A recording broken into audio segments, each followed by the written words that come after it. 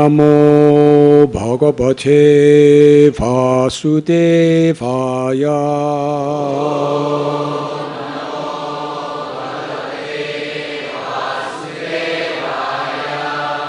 Om Namo Bhagavate Vasudevaya.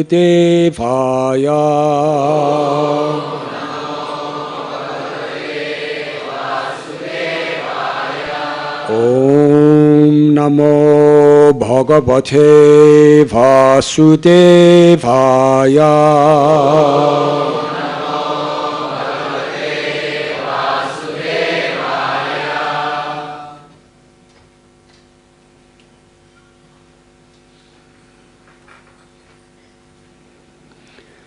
Se panchatattva mili prithvi asya.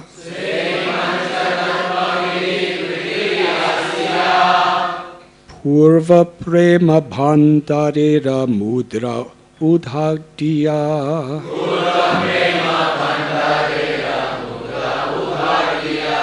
Se panchatattva mili prithvi asya.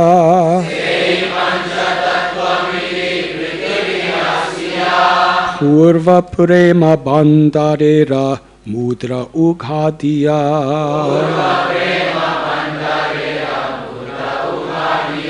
Se panchatattva mili prithvi asya.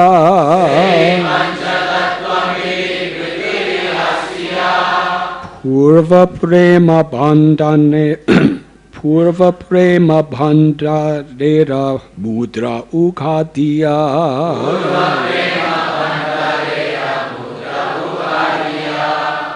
Very loudly, please. Se panchatattva mili prithvi asya.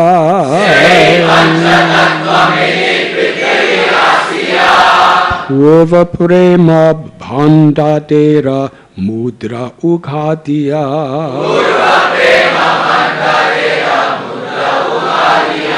Se panchatattva mili prithvi asya.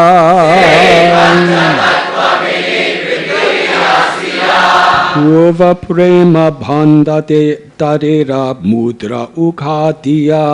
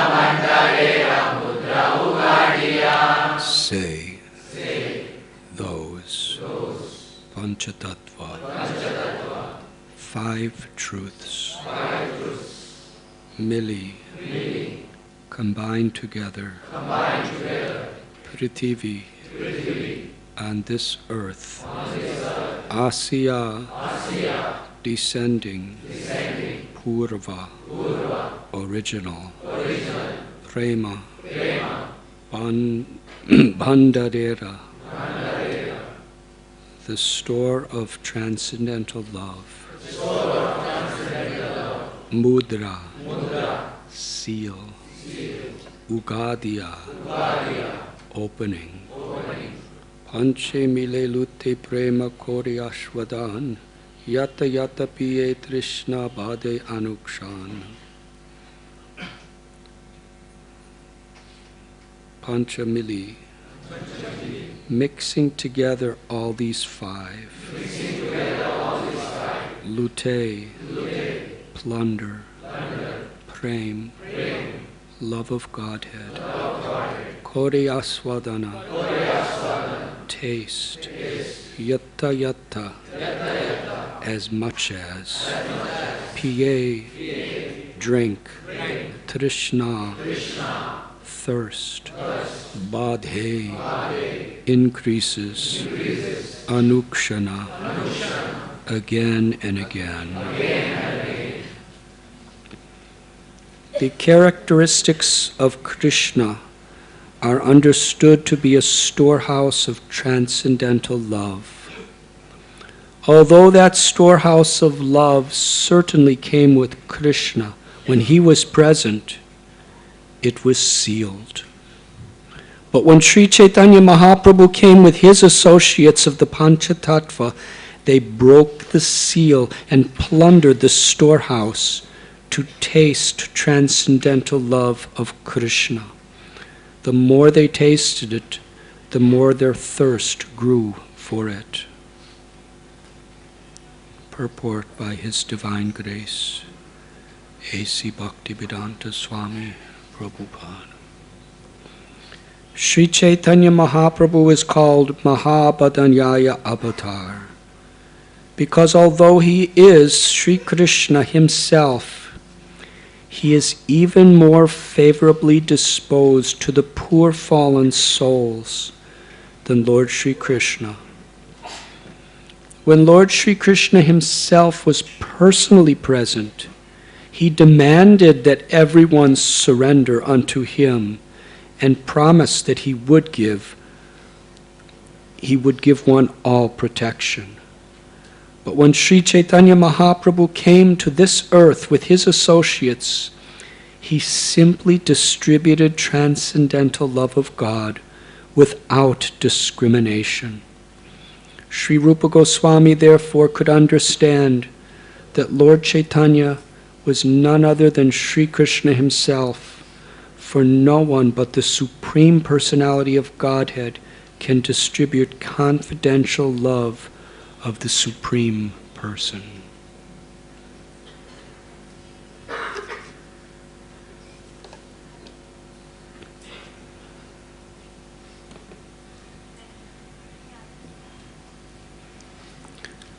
Om Agyantimidandasya Jnananjanachalakaya Chakshuru Militam Jena Tasmai Sri Gurave Namaha Sri Chaitanya Manobhishtam Sthapitam Yena Bhutale Swayam Rupa Kadamayam Dadati Swapadantikam Vandeham Sri Guru Sri Juthapadakamalam Sri Gurun Vaishnavanscha Sri Rupam Sagrajataham Sahagana Raghunatham Bitham Tam Sajivam Sadvaitam Savadutam Harijana Sahitam Krishna Chaitanya Devam Sri Radha Krishna Padan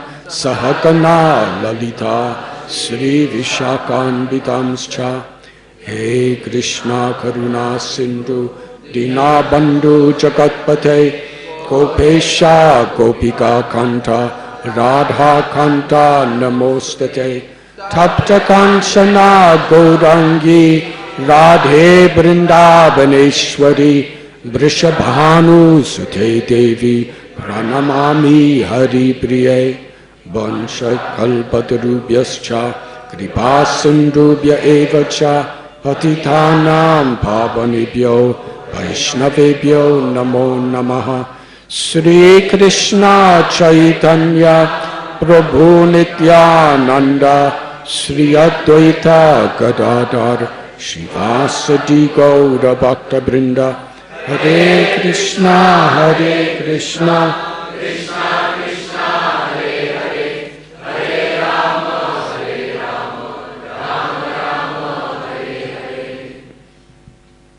Hare Krishna.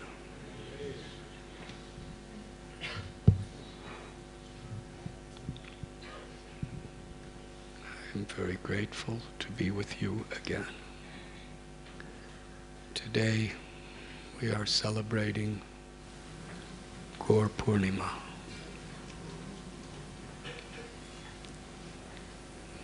On this day, Sri Chaitanya Mahaprabhu descended from the spiritual world upon this earth to perform his pastimes. Srila Prabhupada is citing Rupa Goswami, who is explaining the nature of Lord Chaitanya's lila in this world. Namo Mahabharanyaya Krishna Prem Pradaya Krishnaya Krishna Chaitanya Namane Gauradveshe Namah.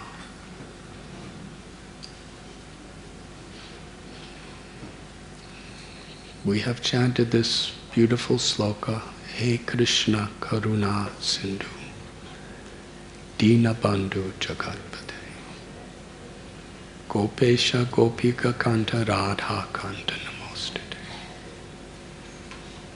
Krishna is Karuna Sindhu, means he is an ocean of mercy, compassion, kindness. And the scriptures describe the nature of this ocean.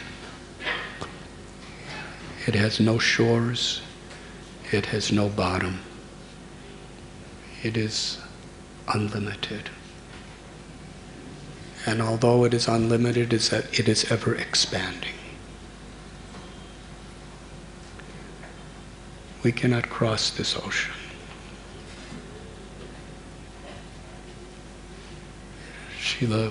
Sri Chaitanya Mahaprabhu described to Rupa Goswami that Krishna's love and a description of bhakti or devotion to Krishna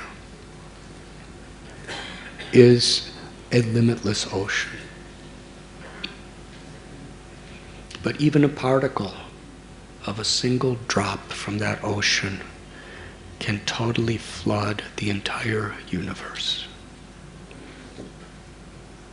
This is hard to comprehend with our logical 21st century Kali Yuga brain substance. But with faith, it can be revealed and we can grasp it. A limitless ocean that has no boundaries, no bottom. And yet, a particle of a single drop from that ocean can completely inundate and flood the entire universe.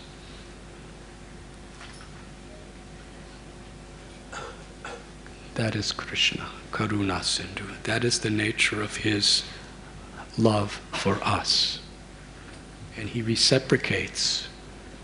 Bhakti means the reciprocation of the love between Krishna and his devotee.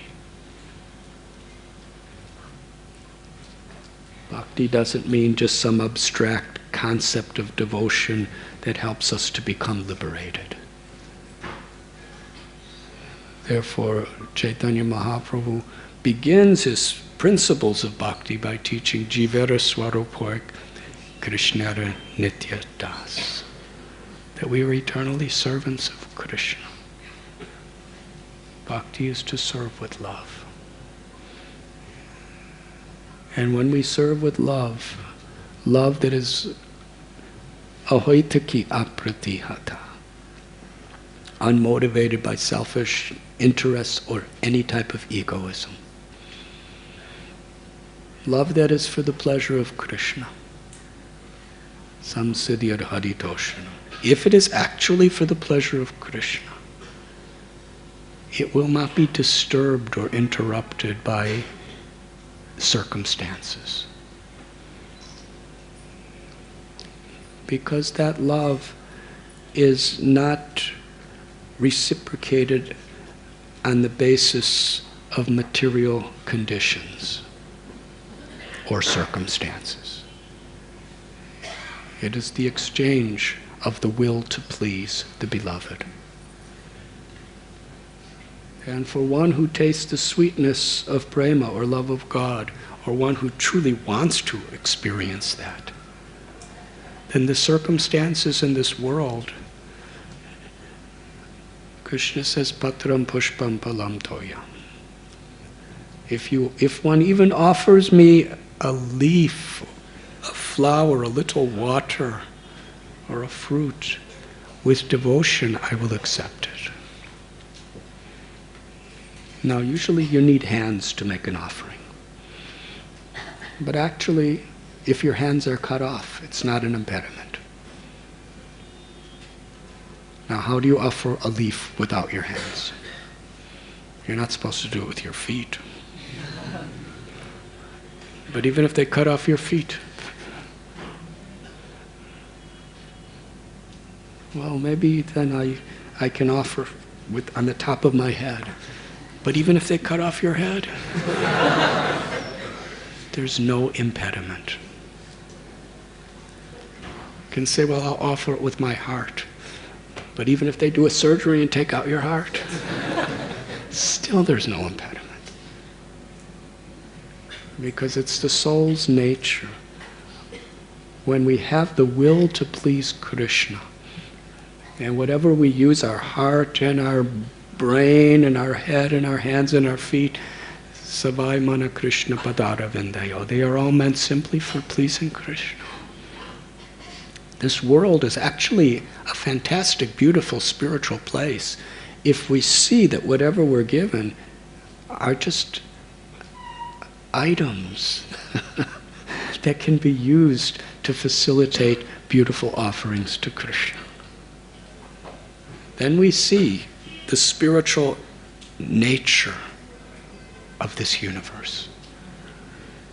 But as long as we're trying to enjoy individually or collectively, independent of that natural quality of the soul to love and please Krishna, then it really is the material world. Janma mrityu jara vyadi dukkha doshana darshanam. That in this material world, birth, old age, and disease and death come on everyone. It's a place where there's so much misery. But a devotee sees the same things that are causes of misery to one who is an illusion. A devotee sees those same as opportunities to grow in our bhakti by utilizing them for the proper purpose. This is yukta vairagya. The highest renunciation is not just this body's a lump of ignorance, let it die. Because if you have that consciousness, then it will die again and again and again, and it will be born again and again and again. This body is Krishna's property. As long as there's a single heartbeat or a tiny little breath that's in this body, let me use it for Krishna. And it's that will that is bhakti. And that will is expressed with whatever potential we have.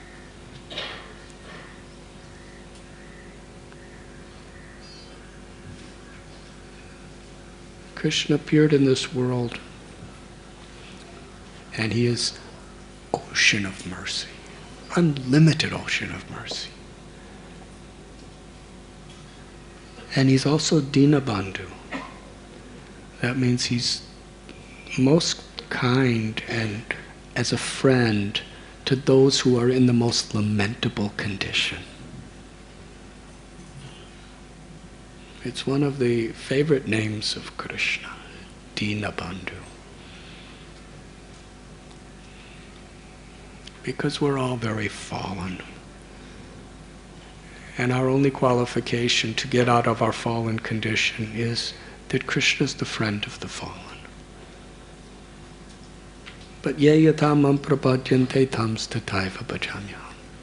Krishna reciprocates according to how we approach him.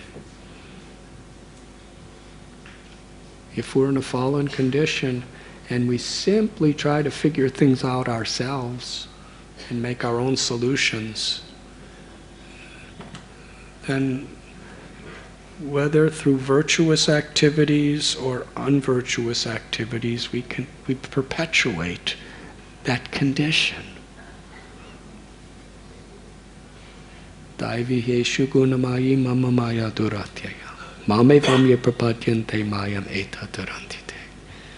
This material nature of three modes is very, very difficult to overcome. This divine nature of Krishna. But one who takes shelter of the Lord can easily cross over it. The Srimad Bhagavatam tells that this ocean of material existence, which is impossible for any mortal to cross over, when we take shelter of Murari or Krishna, it becomes the same quantity of water that is contained within hoofprint of calf. That is how Krishna is Dinabandhu, Jagatpate. He's the Lord of the universe, and he's the friend of everyone, if we turn to him. Krishna comes to this world again and again.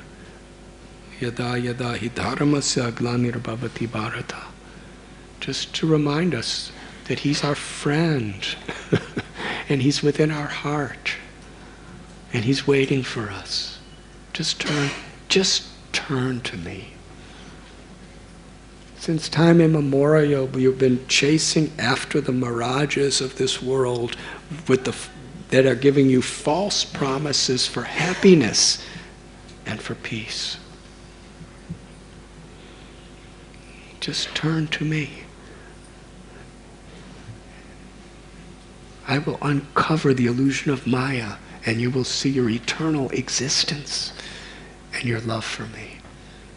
And even greater than that, you will experience my love for you. That is bhakti. It is relationship. But Rupa Goswami is teaching us that Lord Chaitanya is even more magnanimous than Krishna. How is that possible? How can anyone be more merciful than that person who is an unlimited ocean of mercy? How can anyone be more kind to the fallen than Dinabandhu Jagatpate, the Supreme Lord of everything, who's the friend of everyone? It's impossible. Can anyone be more merciful than Krishna? It's impossible. But Krishna is achintya. That means he's inconceivable. Krishna makes the impossible possible, while it remains impossible. This is the logic of bhakti.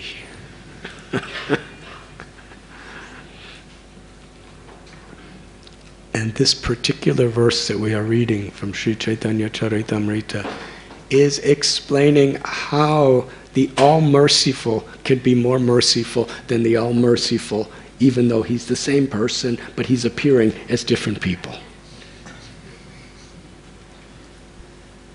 And not just one person, but 5 people. And yet that 5 people are one person. And that one person is none different than one person who is 2 people.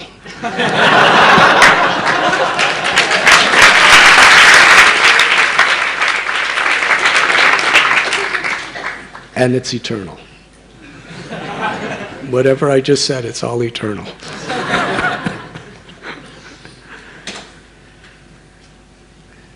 He's describing here the Panchatattva, who is the one Supreme Lord Krishna who has appeared in 5 features as Lord Chaitanya and his loving, intimate expansions and associates.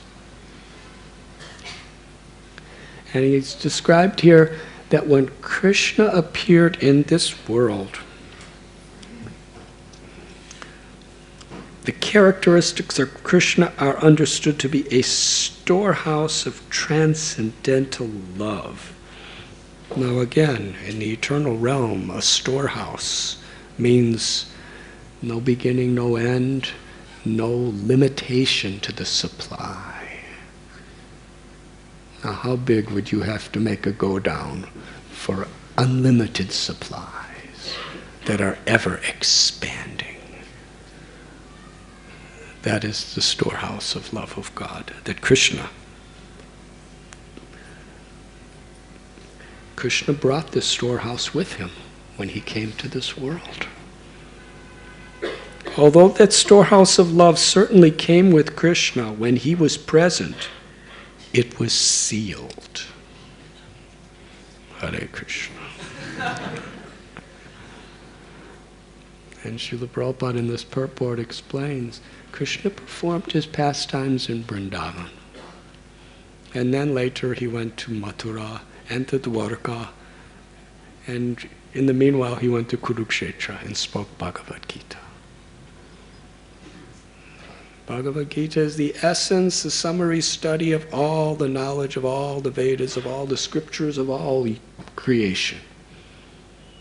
And it culminates, Sarva Dharman Parityaja Mam Ekam Sharanam Braja. Aham Tvam Sarva Papebhyo Moksha Ishami Masuja. In the 18th chapters of Bhagavad Gita, Krishna explains such detailed knowledge and how to practically apply that knowledge to our life, whoever we are, wherever we're at. He describes the Isha Tattva, the nature of the supreme controller of all controllers, or God. The impersonal, all-pervading Brahman, the Paramatma, who is localized, sitting within the heart of every living being as our friend and witness, and Bhagavan, the supreme opulent personality of Godhead, the cause of all causes, who's all attractive, and the ultimate object of love, and the ultimate lover, Isha Tattva. And he describes Shakti Tattva, the nature of his incredible energies. Parasya Shaktir Vivadaiva Shruyate. There are limitless energies of the Lord. And they're all coming from one energy, the Hladini Shakti, his energy which facilitates prem or love. And he describes the Jiva Tattva, the infinitesimal living beings who are all eternally subordinate to him. In the Upanishads, there is the beautiful verse, Nityo Nityanam Chaitanas Chaitananam Eko Bahonam Yobadidati Kama. There is one supreme eternal who is like the sun. And there are limitless, infinitesimal eternals who are like the sun rays emanating from the sun.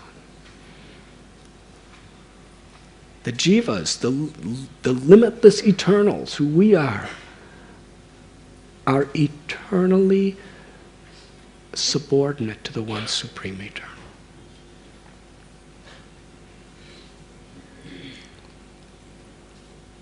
Mamaivam so jiva loke jiva bhuta sanatana. Krishna tells, all living beings are part and parcel of me, qualitatively one with me, eternal, full of knowledge of bliss, quantitatively different. Quantitatively, the Lord is always the supreme source of everything,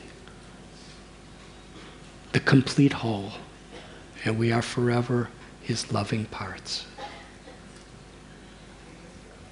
The loving part never wants, the loving part in its perfected stage does not want to become Krishna, but wants to love Krishna and please Krishna.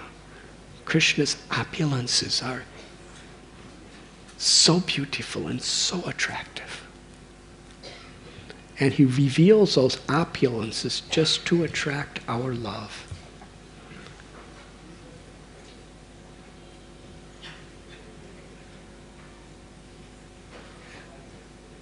Krishna never falls into illusion. Krishna never forgets his supremacy. Aham sarvasya prabhavo mata sarvam pravartate iti matva bhajante mam buddha bhava samanvat. Krishna tells in Gita, I am the source of all material and spiritual worlds. Everything emanates from me. He's the controller of all controllers. Krishna's controlled by the love of his devotee, but that is by his own sweet will. Krishna being subordinate to the love of his devotee is only to increase his pleasure and the pleasure of his devotees. Now, for a jiva, when we forget our identity as eternal servants of Krishna, lovers of Krishna, we suffer in this world. We're subordinate to Maya. Yes? And some philosophers say, actually you are God. Well, if I'm God, why am I in such ignorance? And if that person's God, why is he killing people? And if that person's Krishna, why is he slaughtering cows and eating their meat? How could that be Krishna? He's just forgetful that he's Krishna. But when we forget, we have no capacity to come out of that forgetfulness. So how are we controllers of all controllers? How are we the Lord of all we survey? And when we forget, we suffer. When Krishna forgets, it's to increase his enjoyment. And if somebody says, well, actually, I'm just increasing my enjoyment. Anyone could talk like this. But is it making other people suffer, or being in anxiety, being frustrated, and so many little things frustrate us. Yes? Just one little thing doesn't go our way. We're so frustrated. We're controlling, controller of all controllers.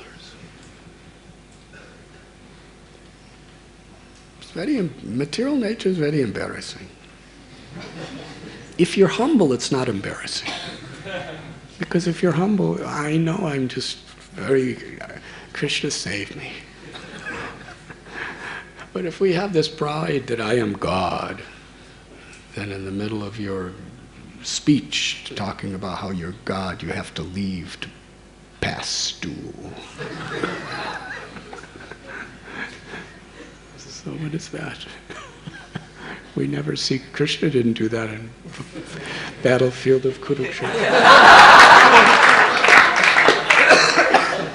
Krishna is the controller of all controllers. But in order to actually when we really understand how Krishna is Aishwaryasya Samagrasya, he's full of 6 opulences. He's complete beauty, complete fame, complete knowledge, complete wealth, complete fame, complete renunciation, and ultimately all of that supreme opulences is only meant for one purpose: to attract our love. And to love. To love and love. For Krishna's, to experience Krishna's love and to love Krishna. That's actually the one and single purpose of all existence. So simple. But we make things so complicated. So when we have some little infinitesimal particle of a drop of understanding of how beautiful and how wonderful Krishna is and Krishna's love is, there's no possibility for a devotee, I want to be God. We just want to serve God. We want to please God. We understand our complete dependence on Krishna. And that's where love really awakens.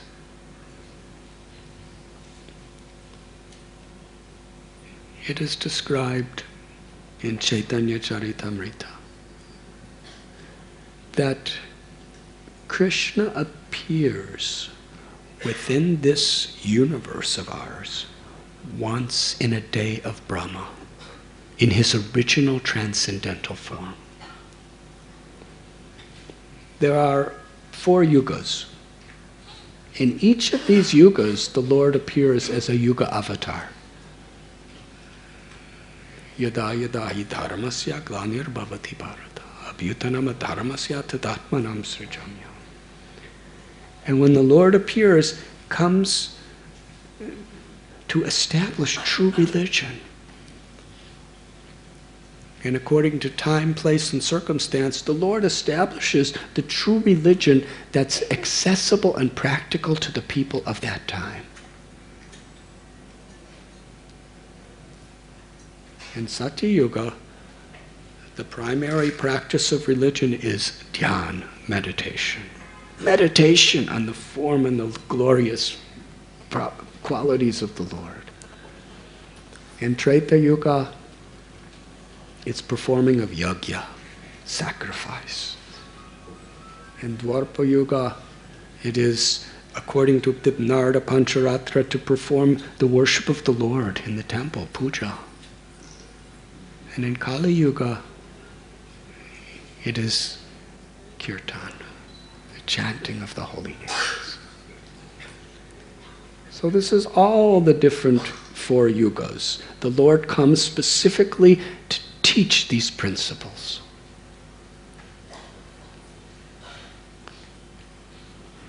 In one day of Brahma, there are 71 Divya Yugas.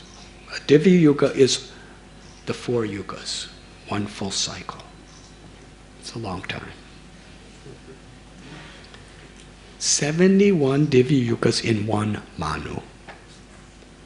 In a day of Brahma, there are 14 Manus. This is approximately a day of Brahma, 4,300,000,000 years. The Supreme Personality of Godhead from his abode of Goloka descends to this world once in a day of Brahma. Krishnadas Kaviraj Goswami explains why. That Krishna is thinking that he is especially pleased when he reciprocates with his devotees the 4 primary rasas, or mellows of love. Servitorship, friendship, parental affection, and conjugal love. Krishna is subdued by that love when it is not limited by the awareness of Krishna's supreme majestic greatness. In Vrindavan, Krishna, he is the friend, the child, and the lover of his devotees. So once in a day of Brahma, Krishna reveals these beautiful loving pastimes. He brings Yamuna with him, from Goloka. He brings Govardhan. He brings the forest of Brajbhumi. And he brings his loving associates, Sri Radha, Lalita, Vishaka, Nanda, Yashoda, Sri Dama, Subala.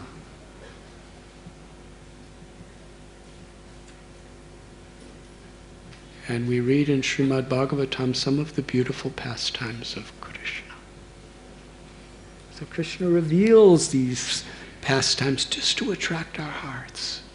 And in the Bhagavad Gita, Krishna tells the nature of God, the nature of the living entity, the nature of karma, the laws of action and reaction within creation. He tells the nature of how we are all under the influence of supreme power of time and material existence, prakriti. But after explaining so many wonderful topics, he concludes with this verse, Sarva Dharma Parityasya. If you really want to understand any of this, you must surrender to me. That's the seal. Anybody with some scholarship can study Krishna's Ras Leela and all the different technicalities of Ras. But to actually enter into that loving relationship with Krishna, it's only possible by Krishna's grace. It is the descending process. It can never understood just by our academic intellectual prowess, by our capacity to perform austerities, tapasya, however severe they may be. It's not possible by the quantity of charity that we may give. It's only possible by Krishna's grace.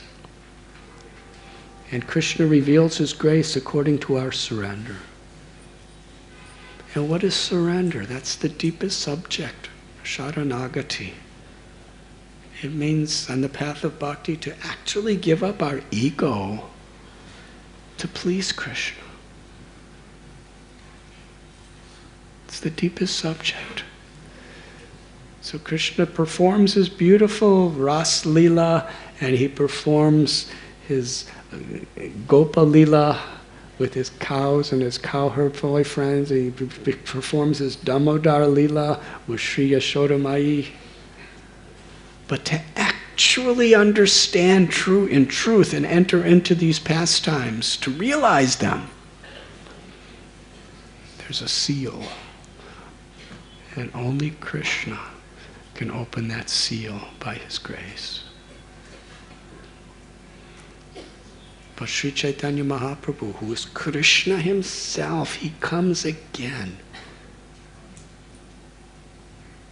to break that seal and make it accessible to everyone, to anyone, without discrimination, without concern of a person's birth, qualifications, disqualifications, or where they're from in the world. Through kirtan, he is distributing this love of God, this revelation of the higher rasas of Vrindavan. After Krishna disappeared from this world, he was thinking that in every age I come as the Yuga avatar, and now Kali Yuga is coming. The Yuga Dharma is Harinam Sankirtan. I will descend into this world to inaugurate the Yuga Dharma, and at the same time I will make the whole world dance and enjoy the 4 rasas of Vrindavan. In order to do so, I will accept the role of a devotee. Teach by my own example.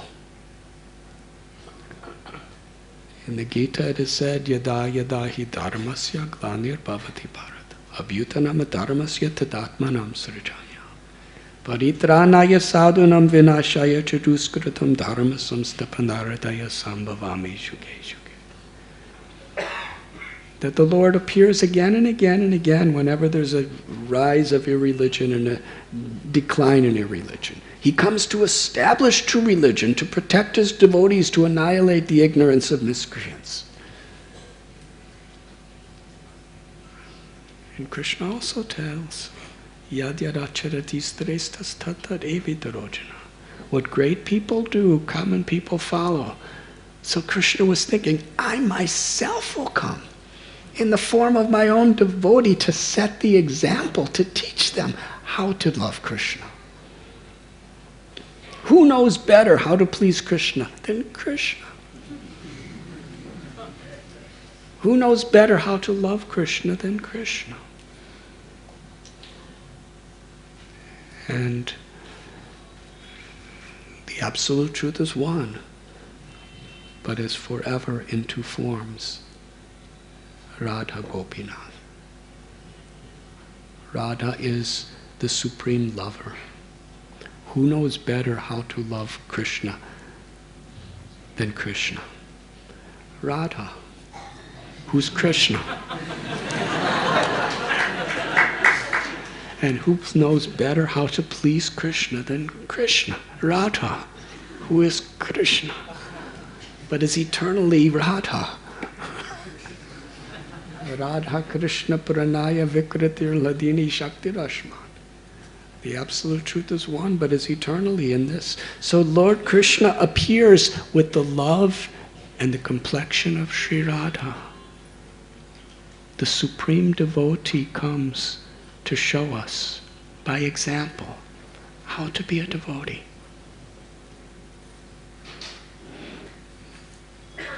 Lord Chaitanya, he came to teach this Harinam Sankirtan, the Yuga Dharma.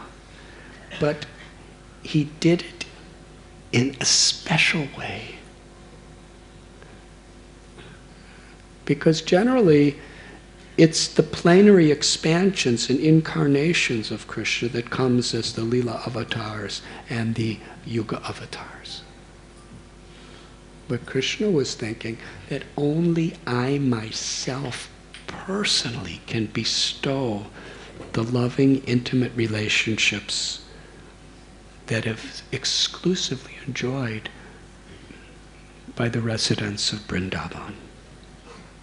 So I will appear in the role of my topmost devotee, Sri Radha, in the role of a devotee, to set by my example these highest principles, and I will appear in the land of Sri Nadia.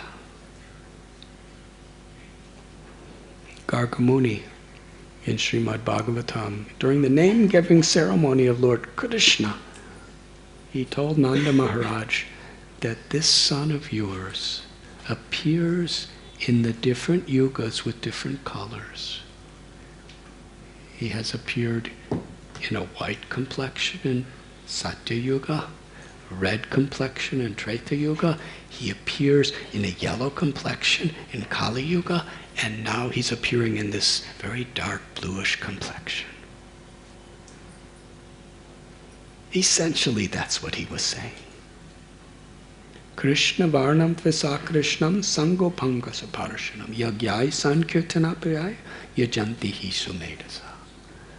The Bhagavatam tells that those who really have good intelligence, they worship the Supreme Lord through the congregational chanting of the holy names of God.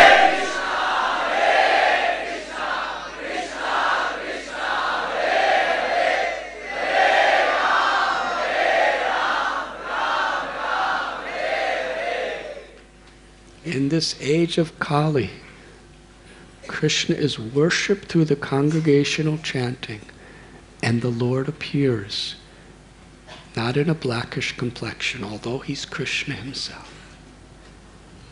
So the great acharyas recognized that that beautiful golden form of the Lord is Sri Chaitanya Mahaprabhu. And he came along with his associates, the Panchatattva, to break open the seal of love of Godhead, the treasure house of Krishna's Vrindavan Leela, and to distribute the contents. To set their example, Lord Chaitanya and his associates, they were chanting and dancing and tasting the sweetness, the nectar of love of God, the limitless nectar. They were thirsting for that nectar, and they were drinking it and drinking it and drinking it, and they were completely mad in the ecstasy of that love. But the nature of that love itself is compassion. Lord Chaitanya and his associates distributed this love of Godhead freely. The Srimad Bhagavatam tells, especially in this particular time that we're in, it's the best time to be born. Now, Satya Yuga, everything's really nice. Everyone's nice to each other in Satya Yuga. Every now and then there's a Hiranyakashipu. But otherwise, it's the golden age. People are all religious and they're spiritual and they're seeking self-realization and they have culture and they have manners. And more or less there's happiness. Death comes. But until death, there's more or less almost all happiness in everyone's life in Satya Yuga. And in Treta Yuga, Dwarpa Yuga, and Kali Yuga, the Iron Age, it's a time of quarrel, it's a time of hypocrisy, it's a time when our memory is really dismantled. Other yugas, you could remember everything. In Satya Yuga, you could remember every aspect of your life instantly. And they're all nice memories.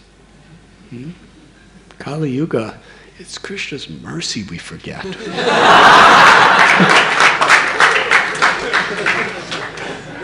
There's so many bad memories, so many pains, and so many disappointments, and so many things.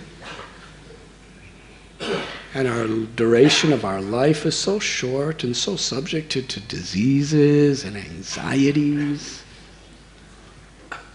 and terrorism and irreligion and cheating and so much materialism and greed and lust. When we read the newspapers, we think, who wants to live in Kali Yuga? There's rape and there's terrorism and there's imminent wars and there is wars. There's nuclear bombs pointed everywhere.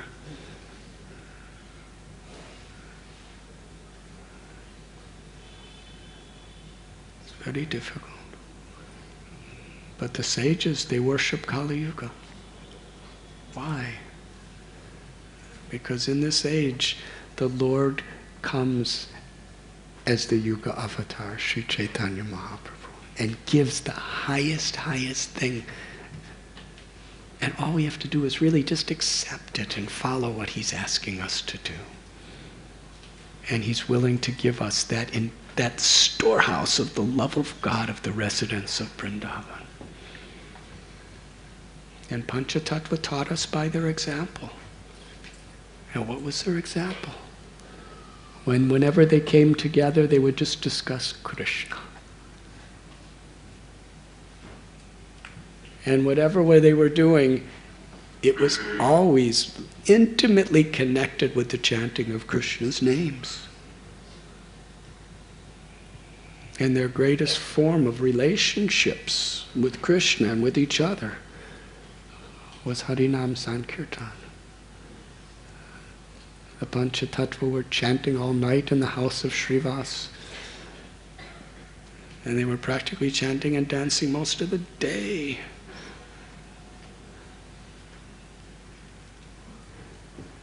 To please Krishna.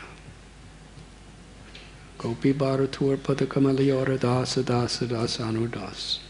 Chaitanya Mahaprabhu taught. through his devotees, with himself, everyone was the servant of all other servants.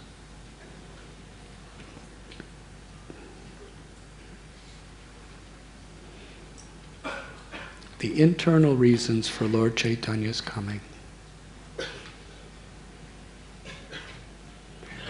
was he wanted Krishna himself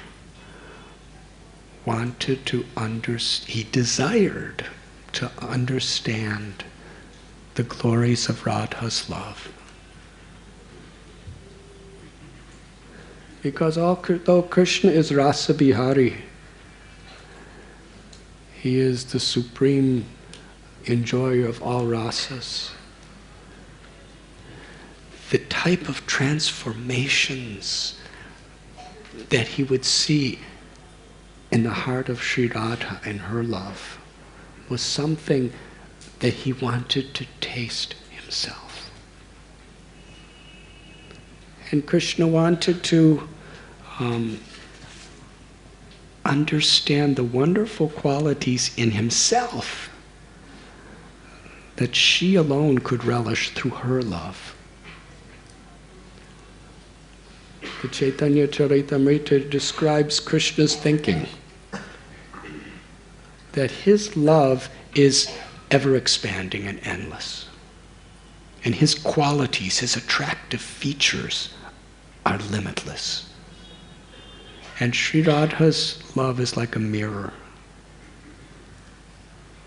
which reflects his beauty, his qualities, and his love. And when Krishna's all-attractiveness touches the mirror of Sri Radha and reflects, it expands even more so. Krishna wanted to taste the sweetness that Radharani tastes when she experiences his love. So these are the three internal reasons why the Lord appears. With the Mahabhav of Sri Radha and the beautiful complexion of Sri Radha. And the external reasons was to fulfill his words in the Gita that he descends again and again and again to establish true religion and to establish the Yuga Dharma. And there was another reason, which was made these other principles very, very personal. He descended to satisfy the desire of his devotee, Sri Advaita Prabhu. I'd like to briefly speak on this subject. The Lord descended into this world to taste the sweetness of Radha's love, to understand the glories of her love, and to understand his own attractive qualities from her perspective, and to taste the happiness she feels when she experiences his love. At the same time, in the mood of Sri Radha, he wanted to, as the supreme mother of compassion for all living beings, she wanted to distribute her love through the Yuga Dharma of the chanting of the holy names. Sri Advaita Prabhu, who is Mahavishnu and Sadashiva. He's the original Shiva and he's the original Purusha avatar, who the entire universal creation is manifested from.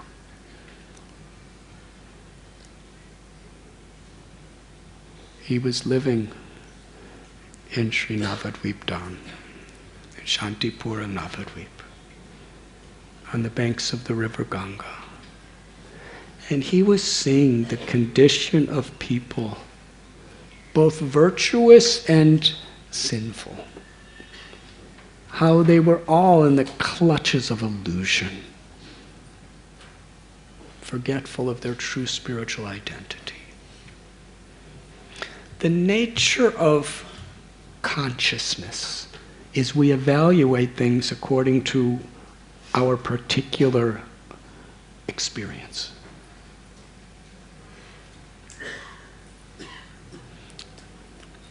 A rich person sees poor people. We're talking about economic wealth. A rich person really feels sorry for poor people if he's attached to his riches. A poor person who's suffering may feel, I wish I could be like that rich person. So they're seeing things in a very different way. According to our particular state of consciousness, our particular condition, ego, we see the world. That's what material existence is. What's right and what's not right is very much subjective. According to our sex, according to the color of our skin, according to which religion we're in, according to which nation we're born in, according to our particular state of health, according to our academic qualifications, we very much see the world through the lens of those things, and everybody sees everything differently.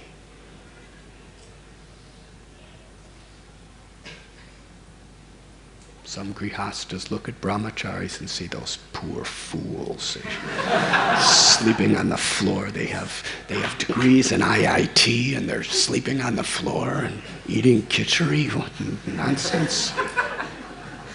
Yes? And some brahmacharis look at grihastas, what poor fools. They going to work all day and slaving away for such a stupid, insignificant, useless thing as money. So everyone is seeing things in a different way.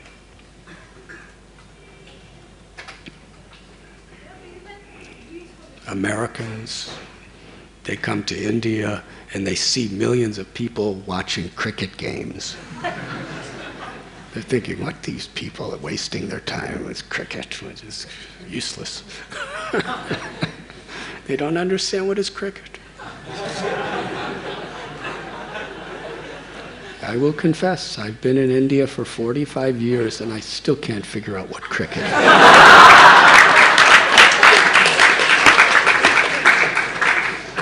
And when I see the people of India rejoicing over cricket, I think, so what? So material world, everything is very relative. But when one loves Krishna, one sees everything in respect to that love of Krishna. Advaita Acharya had ecstatic love for Krishna. He understood the joy of loving Krishna. He understood the complete liberated nature of love of Krishna. It's totally beyond birth and death, and it's pleasure and pain and all of these other things.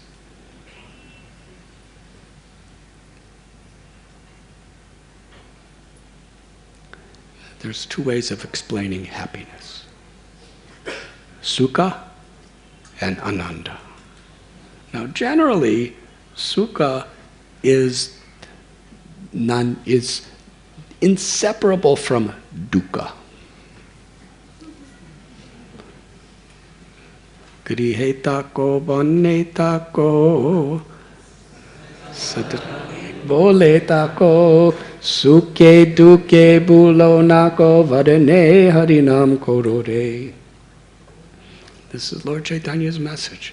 Whether you have a wife or a husband and children and job, or whether you're a brahmachari sleeping on the floor and eating khichdi or living in the forest, doesn't matter. If you chant the holy names of the Lord, you go beyond sukhi dukhi. You go beyond happiness and distress. Because param dristvani vartate, you experience something higher. You experience Krishna's love. That's beyond any limitations of time, death, anything. So when you actually are in that consciousness, Krishna consciousness, then seeing people enjoying the sukha of this world, the happiness of this world, almost makes you cry.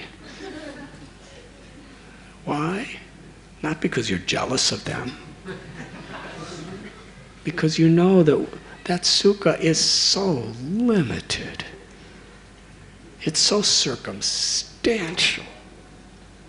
It only touches the ever-changing bodily senses and mind, and there's nothing beyond. And very quickly, it will become dukkha. It will become suffering because it's temporary. The eternal soul, there's not any real happiness trying to enjoy temporary things. That's sukha, material happiness. Pious life brings sukha. When we give in charity, when we're honest, when we're humble for material purposes, when we're respectful, when we're moral, we get sukha. It's good.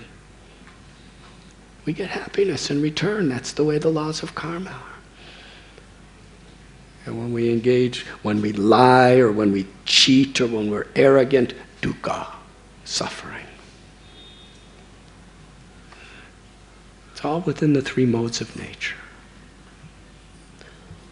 Now, according to the scriptures, we must come to the level of living in sattva guna before we could transcend the modes of nature. So from the bhakti perspective, living with humility, morality, honesty are necessary qualifications because they bring us to sattva guna.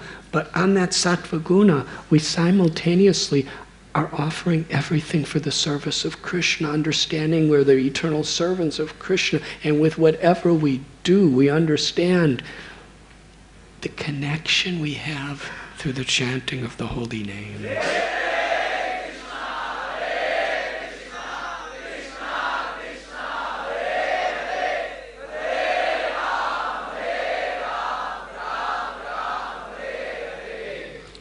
But without bhakti, without devotional service, morality or immorality, they both are very limited states where we have to suffer.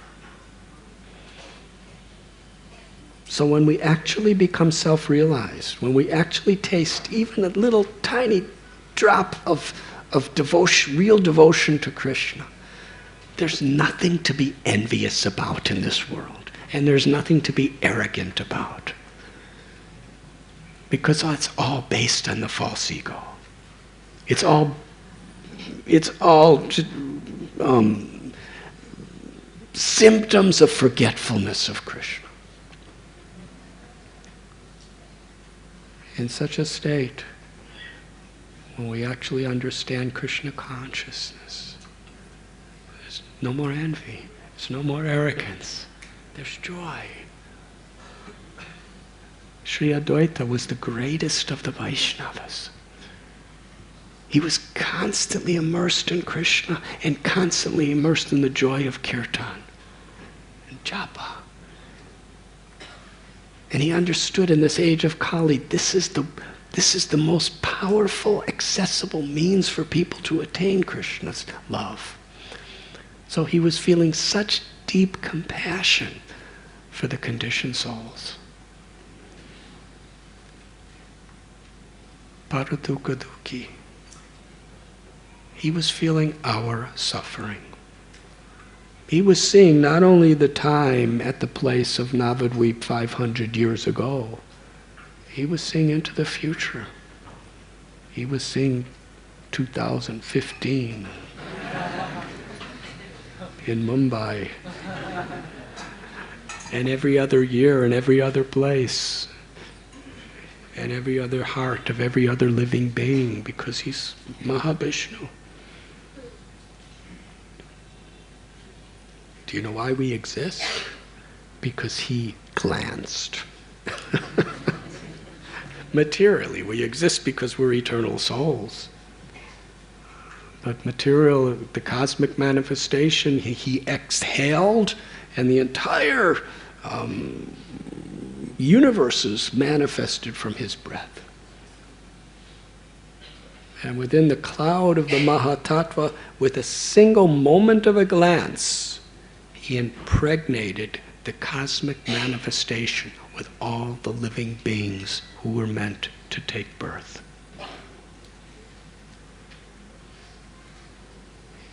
Then he became Garbhodakshai Vishnu, and Brahma came and actually made, and within each universe made the particular facilities of the bodies and the planets and everything in which we would take birth. But the seeds of all the living beings, glance. So Sri Advaita, he knows everything. And he's seeing from the perspective of one who loves God. He's in the role of a devotee. And with his compassion, he wanted Krishna to personally appear to give the spontaneous love of Vrindavan to the people of this age who were the most in need. Such a compassion. The people who were the worst, he wanted Krishna to come and give them the best.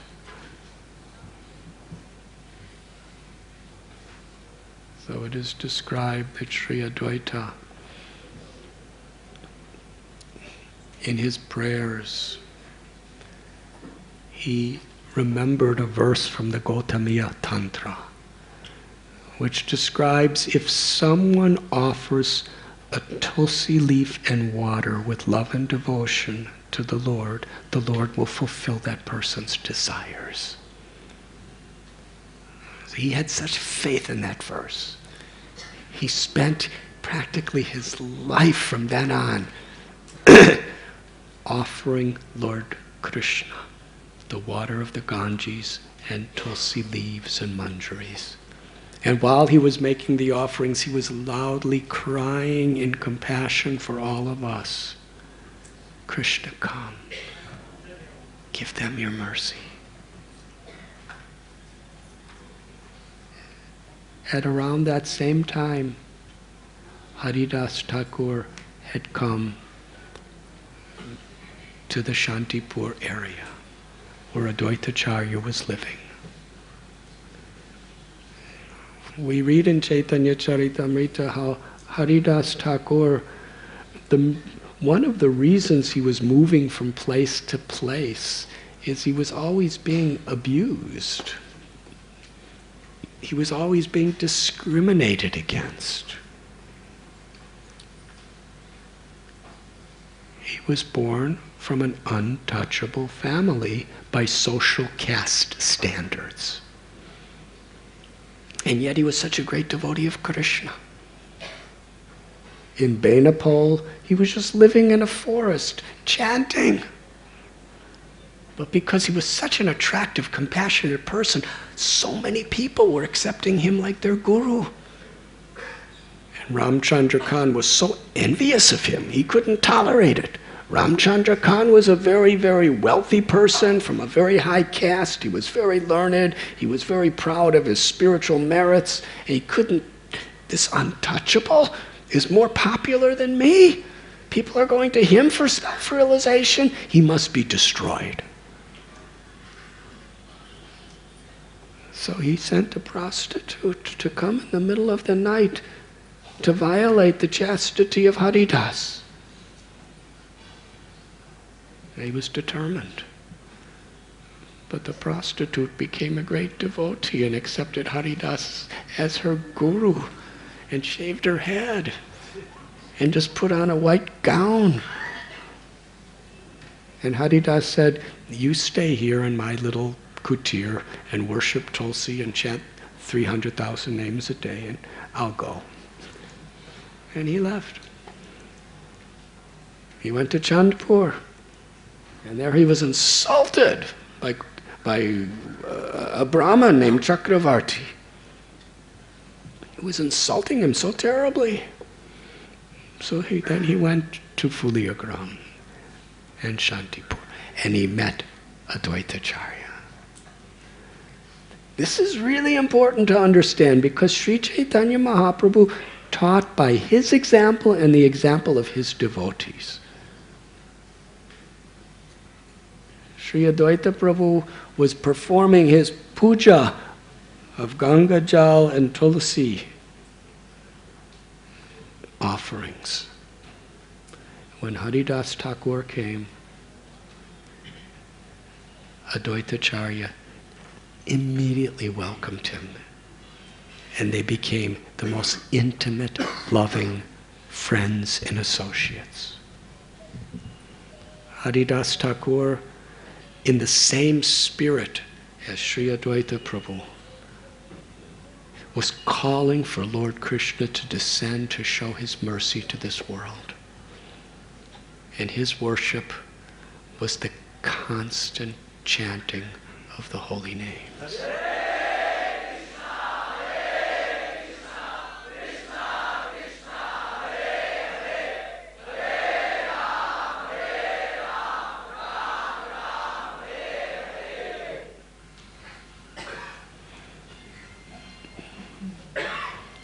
Advaitacharya was the topmost leader of the Brahmin community.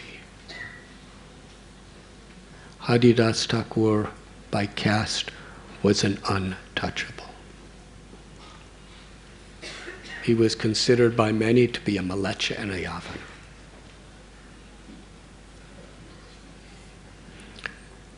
Advaitacharya was a grihasta. He had wife. He had 6 children. Haridas Thakur was a brahmachari his whole life. Advaitacharya had a really nice house and land. Haridas Thakur just lived in caves. So they were very different types of people.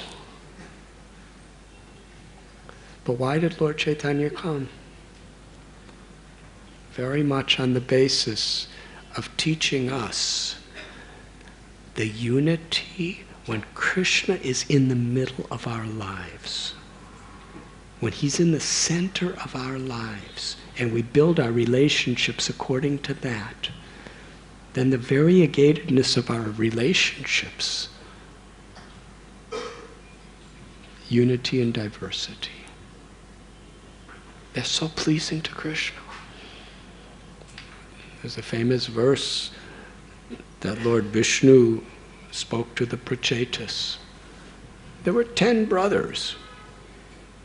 They were living together underwater for many, many years. Now usually, how good do even 2 brothers get along in this world? Even if you have a nice house, what to speak of living underwater together? 10. And Vishnu said, because of your friendly relationships with each other, I'm pleased to come here and offer you all benedictions. So Krishna is very pleased with unity in diversity. A Brahman and an untouchable. A Grihasta and a Brahmachari. They were the best of friends. While wherever Haridas was going, he was being discriminated against because of his low birth by their evaluation. When Advaitacharya performed the Shraddha for his forefathers, which in those days in Bengal was a very, very important part. It was the highlight of the year. And being the leader of the Brahmins, when he did the Shraddha, it was a very prominent festival that every Brahmin had to attend. And the culmination is you choose the most qualified of all the Brahmins and honor that person by giving him the first prasad. And in front of all of the other Brahmins, Sri Advaitacharya called Haridas Thakur to be honored as the senior, most qualified person. And even Haridas was really embarrassed.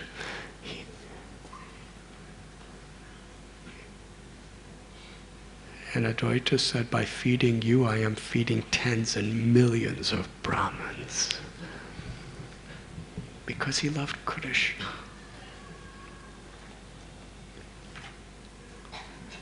So the love and respect between the Grihastha community and the Brahmachari community is very much symbolized here. Haridas was living in caves. He was traveling around.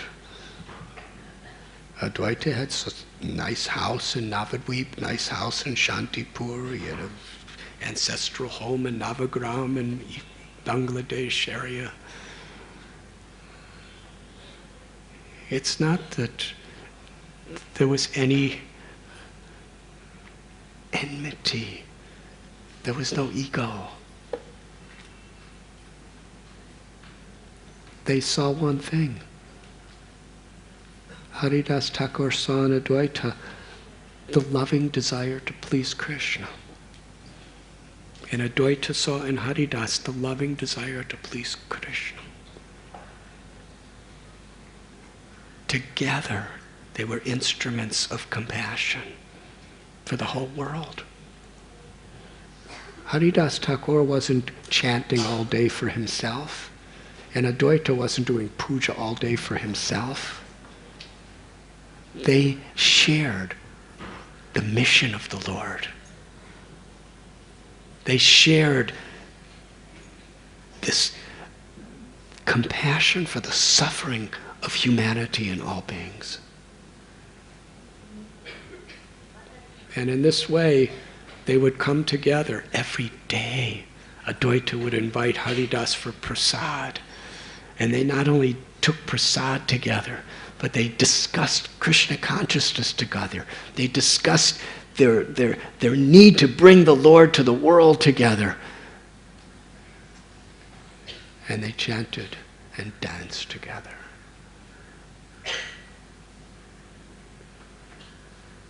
It is this example that Lord Chaitanya actually magnified as one of the three reasons why he descended to this world.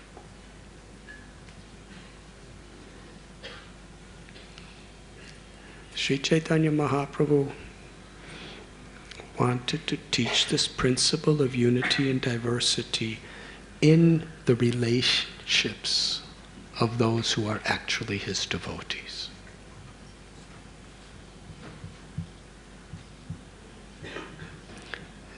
His Shakti in the Panchatattva is Gadadhar Pandit. Gadadhar Pandit was a lifelong brahmachari. He never had the slightest tinge of any desire for anything material. He was really, really simple. He was always chanting, he was always hearing about Krishna, was always doing puja to Krishna. And by Lord Chaitanya's arrangement, who did he accept as his guru? Pundarik Vidyanidhi. This is unity and diversity. Pundarik Vidyanidhi was a Grihastha.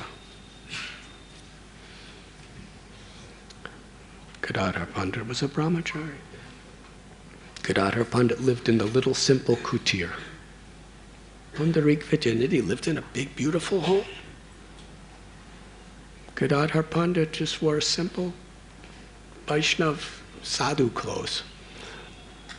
Pundarik Vidyanidhi, he wore beautiful silks with all kinds of embroidery and like the kind of clothes they make up there for Radha Gopinath. He would have people making clothes like that for him. And he used to wear jewels and necklaces, and he used to put, he had long hair that he combed very thoroughly, and he put very expensive oils in his hair that smelled very nice, fragrant. And when Gadadhar Pandit was invited by Mukunda to meet this Pundarik Vidyanidhi, a great devotee, he saw Pundarik Vidyanidhi dressed in such beautiful, elegant clothes and finely scented hairs and in ornaments, and he was sitting on a beautiful bed with pillows all around him, nice pillows. And Gadadhar was thinking, this is a great devotee. And he was chewing on these very, very costly spices. And every now and then he would look in the mirror and see himself and smile.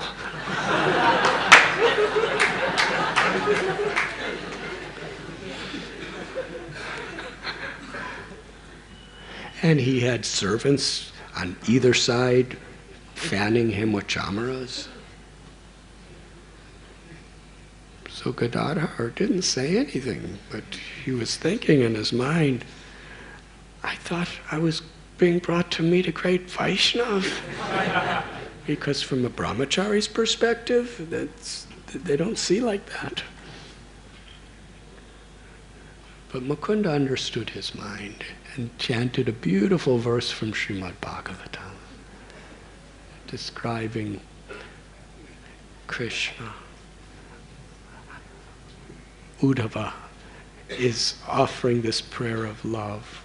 Who else can I offer my heart to than Krishna, who is so merciful that even the sister of Bakasura, Putana, who came with the deadly purpose to murder him when he was only an infant child, Krishna gave her the liberation of his own mother in the spiritual world. And when he chanted that verse, Pundarik Vidyanidhi went into a state of complete transcendental ecstasy, ananda.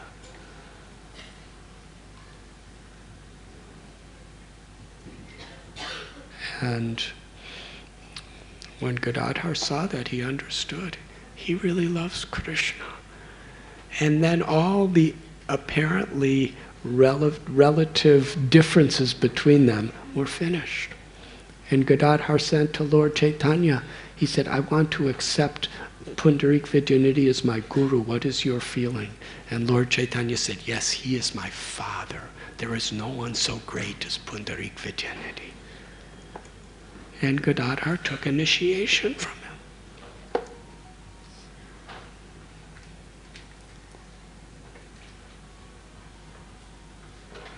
There is sukha dukkha, there is material happiness, and there is ananda, spiritual happiness. When we're on this platform of always searching for this happiness and trying to find happiness and avoid distress within the material world, we miss out on ananda, real happiness. Real happiness comes when we give up our desire for selfish happiness. When we simply know that when Krishna's pleased, that's my happiness. When we appreciate Krishna being happy, that's the happiness of the soul. That is seva. We speak about seva, but actual seva is when our true purpose in life is simply to do what makes Krishna happy. And what makes Krishna happy?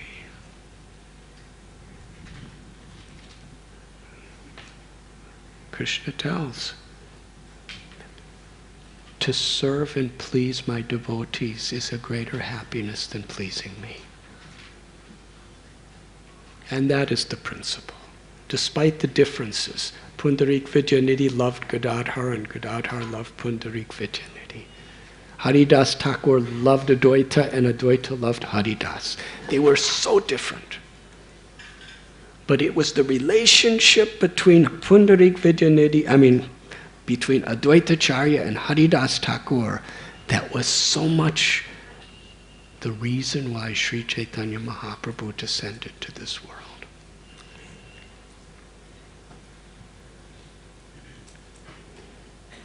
Lord Chaitanya always treated Advaitacharya as his superior. Because he was elder, he was the age of his grandfather, and he was also the leader of the Brahmin community and such a great devotee and so deeply knowledgeable. Lord Chaitanya would go to touch his feet, and Advaita would try to stop him. But Lord Chaitanya had long arms. Advaita could never stop him. And Advaita always tried to get Lord Chaitanya's dust from his feet, but he could never reach it. Lord Chaitanya was not allowing. So this was the relationship. Lord Chaitanya honored Advaita so much. And one time Lord Chaitanya, he wanted to teach a beautiful lesson. He wanted to teach the lesson that we should not offend Vaishnavas, whoever we are. Srivas, when Lord Chaitanya was giving mercy to everyone, he said, please give love of Krishna to your mother, Sachi Devi. Lord Chaitanya said, no, I cannot give to Sachi Devi. The devotees were shocked. She's your mother, she's given everything for you. He said, Lord Chaitanya said, she has made an offense to Advaita.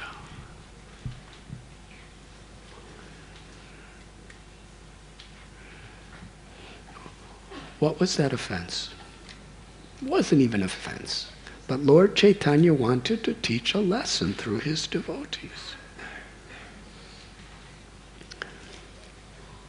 What happened is this. Vrindavan Das Thakur explains it in great detail. Sachi Mata and Jagannath Mishra, they had many daughters. But all those daughters died just after birth. And finally, they had a son named Vishwarup, who was actually an expansion of Lord Nityananda, Balaram. He was so attractive. He loved Krishna. And when he grew into a teenage boy, he would just spend almost all day with Advaita Prabhu and the other devotees having kirtan and discussing Krishna. He had no interest in anything else.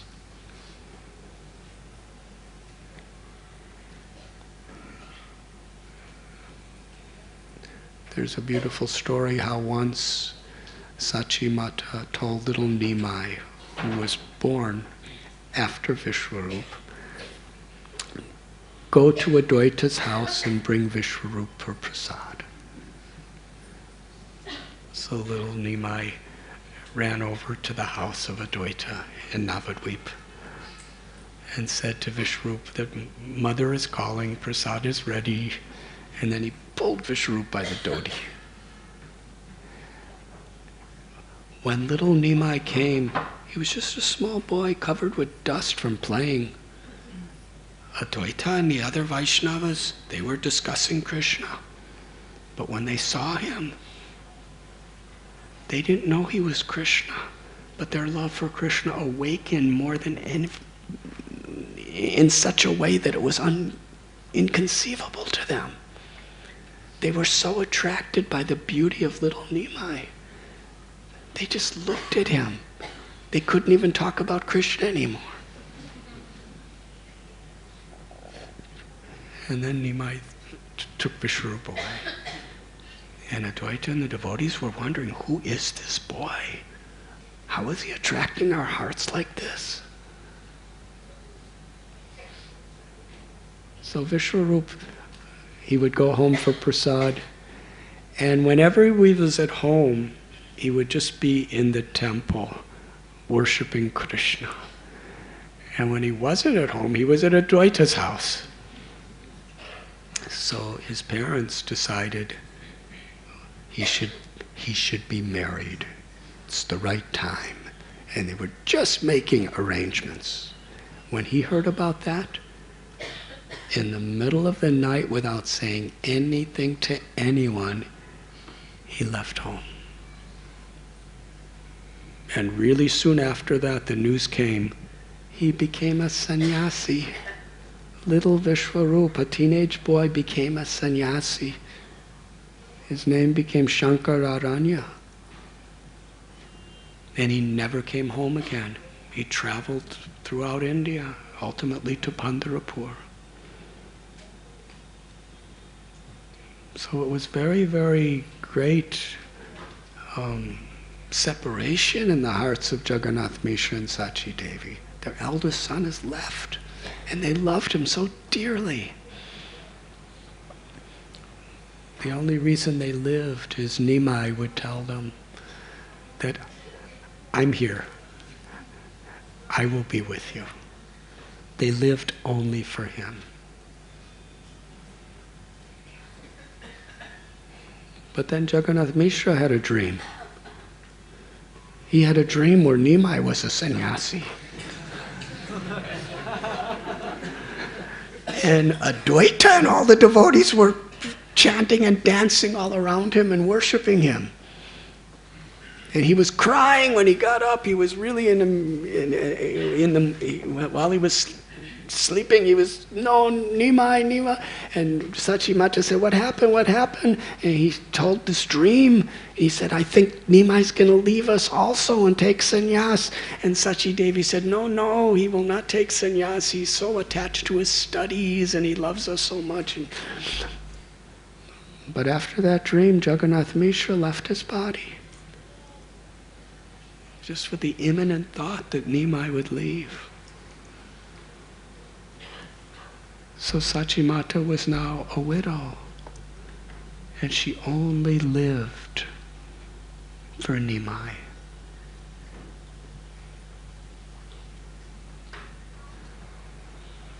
But after Nimai went to Gaya and received initiation from Ishwara Puri, he was always with the devotees chanting and dancing and discussing Krishna. And when Sachimata was thinking that now my Nimai is becoming disinterested in everything except being with the devotees, and Advaita is the leader of the devotees, why is Advaita doing this? He took away my eldest son, and now it appears he's going to take away my only other son. I only live from Nimai. I'm a widow. I have nothing. I only have my child. And now this Advaita, he's going to take him away by his influence. She didn't say anything to anyone. She was just thinking this. And she did say that people call him Advaita, but actually he's Dvaita. That's all she did. But Nimai said she could not get love of Krishna because she offended a great devotee. So when they told Advaita about this, and he came before Lord Chaitanya, and when he was thinking, Sachimata, she's Yashoda, she's Devaki, she's Aditi, she's Anasuya, she's Mother Ganga, she's the mother of the universe, she's Sachinan, she's the mother of my beloved Lord. She's devotion personified. Just thinking about Sachimata's qualities, Advaita fell unconscious. And at that moment, Sachimata put her head on the feet of Advaita. because Advaita couldn't imagine giving the dust of his feet to Sachi. And when Sachi felt the devotion of Advaita by touching his feet, she went unconscious. So they were both laying unconscious. And Lord Chaitanya was watching. And then he said, Sachi Mata, today I give you love for Krishna.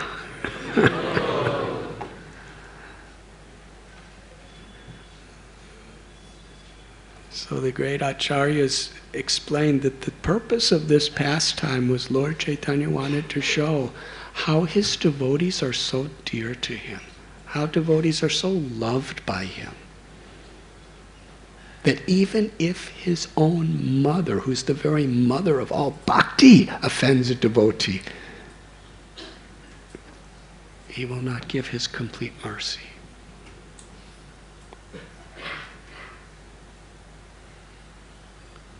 To please Krishna is to be the servant of the servant of the servant of Krishna. That is what Krishna has revealed to us. We could have our own opinions and our own evaluations and our own justifications, but this is the way Lord Chaitanya taught us. He came in the role of his own devotee to teach us how to be devotees, and he brought his own eternal associates from the spiritual world to teach us by their example. And the most prominent example that they taught us is in their relationships with each other. Despite all of the external differences that they had. Pundarik Vidyanidhi was such a wealthy man, and Kolavecha Sridhar was in utter poverty. But during the kirtans and throughout any other time, they were one in heart. And when Lord Chaitanya Mahaprabhu would see the unity of his devotees chanting and dancing together, that was his great joy.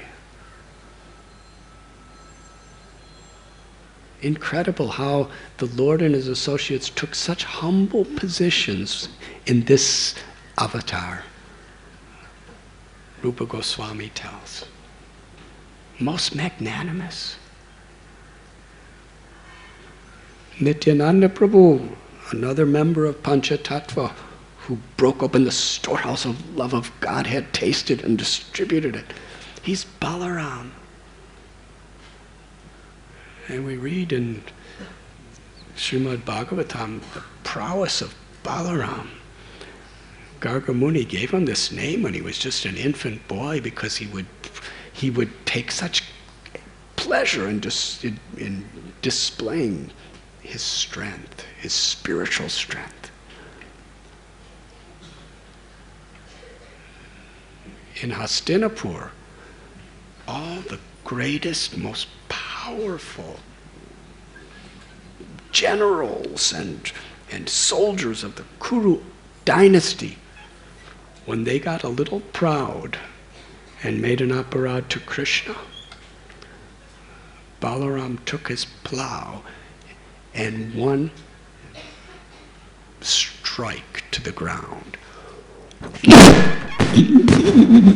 The whole Hastinapur separated from the rest of the earth. Hastinapur was kingdom, most powerful kingdom in the world. Bhishma was there. Drona was there. And then effortlessly, with one hand, because with his plow, he was pulling Hastinapur to throw it in the Ganges.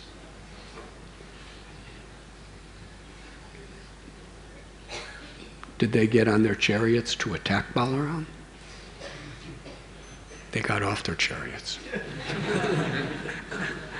They came before him and bowed down with folded palms and said, Balaram, please forgive us.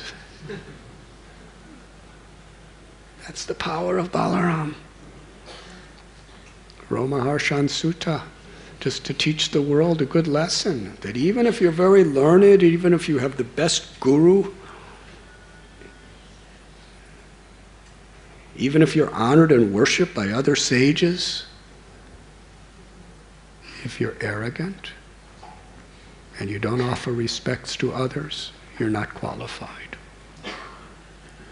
And by touching Romaharshan with a blade of grass, Romaharshan, his life ended. That's Balaram. So many beautiful stories. He's the origin of Ananta Shesha, who holds all the universes on his heads. Namo Mahabharanyaya Krishna Prema Padayate. But Lord Nityananda came with Lord Chaitanya in the role of a devotee and took such a humble position. Balaram was going house to house with Haridas Thakur, who's Lord Brahma. What is the power of Lord Brahma? But as Lord Chaitanya's associates, in the role of devotees, they took such humble positions. Lord Brahma is getting persecuted for being an untouchable, and he's just humbly everyone's well-wisher. Balaram and Brahma are a preaching team as Nitai and Haridas. And they're going house to house asking everyone, please chant the names of Krishna. Please worship Krishna. Please talk about Krishna. Krishna is your mother and your father, your wealth and your life. If you just chant Krishna's names, you will be my life and soul. And even when Jagai and Madhai smashed Nityananda Prabhu on the head with a pot and made him bleed,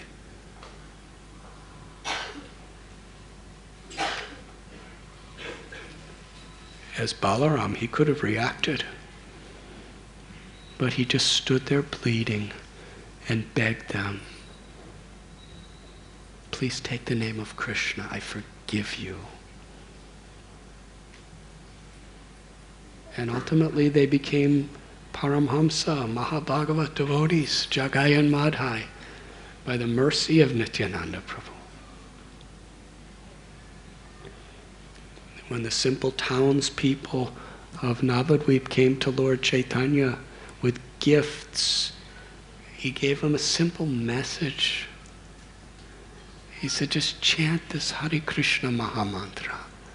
Hare Krishna, Krishna Krishna, Hare Hare, Ram, Ram, Hare.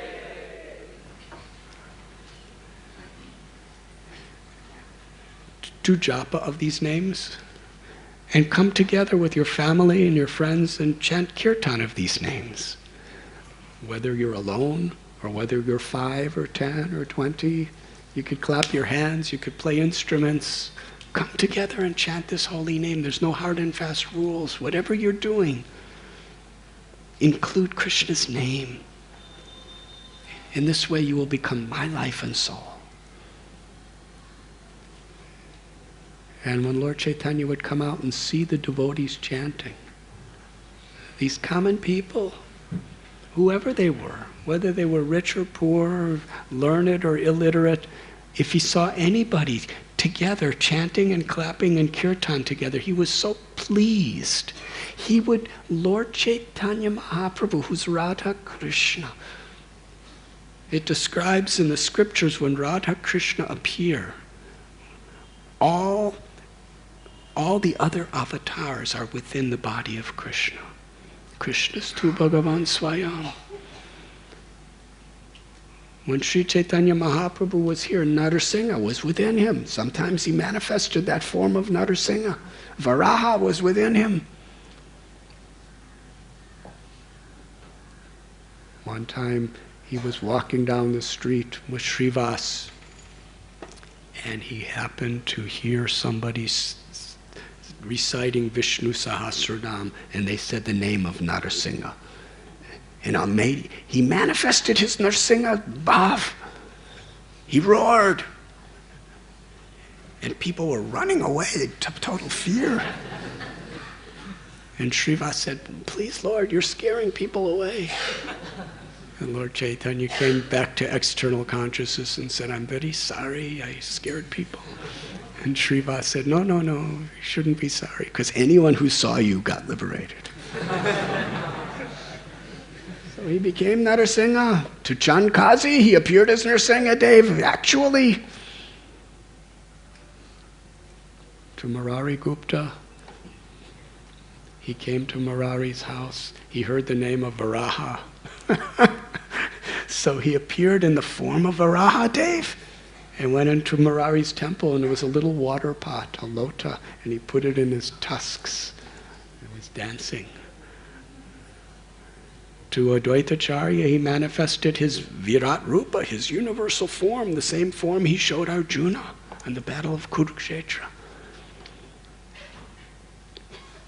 He manifested his bhav and his rupa of Dattatreya to Sachi Devi. When he took the sacred thread from his father and he went out to get bakshish, he appeared as in his form of Vamana Dev. So all of the incarnations are within Sri Chaitanya Mahaprabhu. And yet Lord Chaitanya, whoever it may be, man, woman, or child,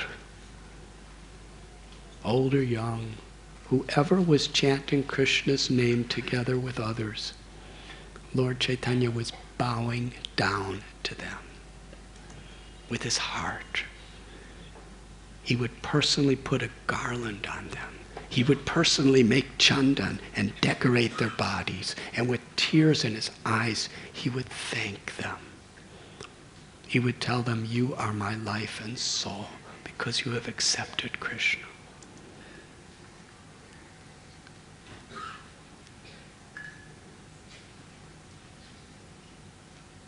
That was the example he established. And that was the example of his devotees. Nitai, Haridas, Advaita, Srivas. Srivas is Narada Muni. It's a fast day, so I guess I'm not interfering with your prasad. Srivas is Narada Muni. What is his powers? Narada Muni Bhajai Vina Radhika Ramana Name. He's traveling around the universe. He goes to Vaikuntha, he goes to Indraloka, he goes to Shivaloka, anywhere. He's the guru of the Mahajans, Prahlad. He's the guru of Dhruva. He's the guru of the Prachetas. He's the guru of Valmiki Muni, the author of Ramayana. Very powerful person. In Krishna Lila, when Narada Muni came to Kamsa's palace, Kamsa bowed down to him. Kamsa offered so many sweet words to Narada Muni. This is his power. Mugrari, the most wicked hunter, became a Paramhamsa, pure Vaishnava. So that Narada Muni, just to assist Krishna in his most magnanimous pastimes as Lord Chaitanya, appeared as Srivas. Narada Muni is really a brahmachari. By his influence, all the sons of Daksha became brahmacharis. Now, let us see if any of our brahmacharis would dare to preach to Daksha's sons, knowing that Daksha will be really angry The demigods bow down to Ma Daksha. He's so powerful. But Narada Muni's fearless. But yet he comes as Srivas, and he's a grihasta. He has a wife, Malini, and he honors her and respects her with such devotion and love, and he has a son. And as Narada Muni, when they're during the kirtans in his home at night, Gopal Chapala was a Brahmin, and he was outraged by this Srivas. Why doesn't he let me in? So he wanted to disgrace Srivas. So he put all sorts of puja paraphernalia for those who are really, really in the lower modes of ignorance. He put it in front of his house. And then he started broadcasting that Srivas is pretending to be a great devotee, but actually, secretly, this is what he is. And because Gopal Chapala broadcasted like that, people came and they saw.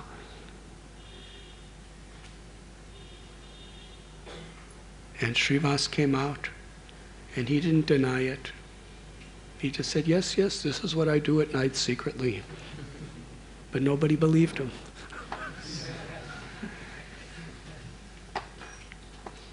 This is Narada Muni. Such a humble position as Srivas Thakur.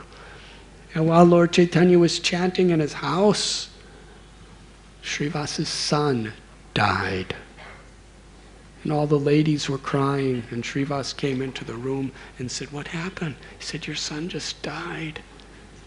Of course he loved his son. But he loved Lord Chaitanya so much. He said, Lord Chaitanya's dancing in ecstasy. If he finds out my son died, it will disturb his ecstasy. So everyone cry silently so you don't disturb him. And he said, and if you disturb his dancing, then I will have to jump in the Ganga and end my life. This is his Anand. His Anand is Lord Chaitanya's pleasure. And the kirtan went on for hours and hours and hours, and Srivas was dancing with all the devotees. And Lord Chaitanya finally stopped the kirtan and said, I feel some sadness in this house. Did something happen? Nobody said anything. And Lord Chaitanya looked at Srivas. Did something happen in this house? And Srivas said, my Lord, with your dancing and chanting here, everything is auspicious and happy. That's all he said. Then another devotee said, actually, Srivas' son died many hours ago. Lord Chaitanya said, why didn't anybody tell me? Srivas didn't want to disturb your happiness. Lord Chaitanya began to cry. He said, Srivas, you love me so much. You were waiting. Even the death of your own son, you put that aside so that it wouldn't interfere with my happiness. How could I ever be separated from a devotee like you, whose love for me is so much?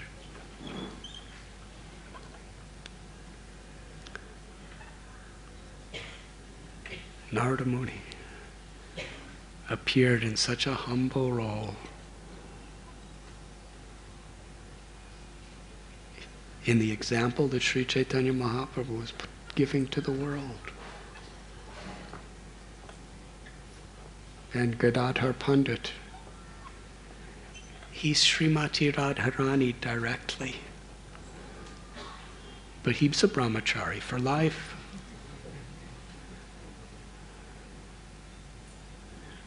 And while he was living in Puri, so many beautiful pastimes. Lord Chaitanya would come to his house every day at Tota Gopinath temple. And the two of them would discuss Srimad Bhagavatam. Lord Chaitanya, the greatest ultimate happiness was hearing Srimad Bhagavatam being spoken by Gadadhar Pandit. By hearing the beautiful kirtan of Swarup Damodar Goswami.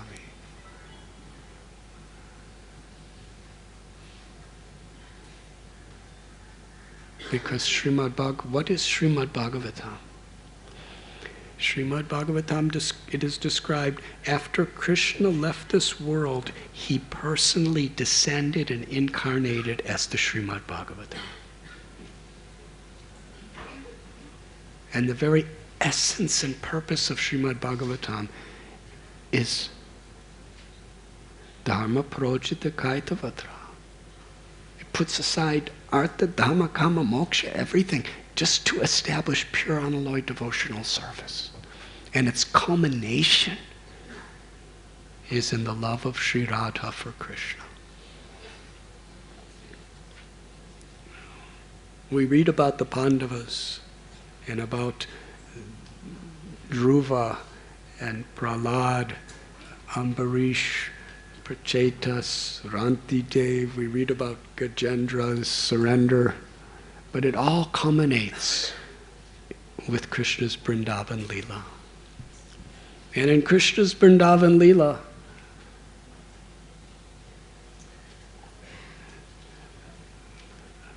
the devotees have, Krishna opens his heart with such intimacy to his devotees that the cowherd boys are jumping on his shoulders, thinking he's my friend. And Yashoda Mai, not only does she sometimes bind up Krishna with rope, but she's thinking that Krishna is completely helpless and depends on me for his nourishment and protection. And the gopis sometimes chastise Krishna. And it describes that when the gopis chastise Krishna, he completely forgets all the sages who are chanting Vedic hymns to him. That is the spontaneity of his love. And Kaviraj Goswami tells us that of each of the different types of devotees, Dasyaras, Sakyaras, Vatsalyaras, Madhuryaras, they all naturally feel that their love for Krishna is best. Yayata mam papadyante tamstataiva bhajamya. Krishna reveals himself and reciprocates according to how we surrender. So for the servants of Krishna, there's nothing else they would want to do. For them, it's the best. For Hanuman, Seva to Ram is the best. For Kausalya, motherly affection for Ram is the ultimate highest. For the Gopas, playing with Krishna and the cowherd with the other boys and joking and dancing and stealing each other's prasad and taking care of Krishna's loving cows and calves, there's nothing higher than this. And for Nanda, Yashoda, there can absolutely be nothing higher than the ecstasy of the love of having Krishna completely depending on your love. And for the gopis, nothing could be sweeter than loving Krishna as your supreme and exclusive beloved. So in that sense, Krishnadas Kaviraj Goswami tells that everyone, Krishna reciprocates in such a way that whatever love they are feeling from him and with him is the highest for them. But if we look at it objectively, the Shringaras, or the love of the gopis, is the highest because it includes every other type of love. The nature of gopis, they are willing to suffer any situation forever if it gives Krishna a moment of pleasure. That is the purity of their love. The love of this world, on the basis of the mind and senses, is called kama. It has a beginning and an end. It's based on misconception and all too often various levels of selfishness. But when that propensity to love is directed toward Krishna, the supreme object of every soul's love, that love is selfless. The gopis want nothing for themselves. They only want Krishna's happiness. It's the purest love.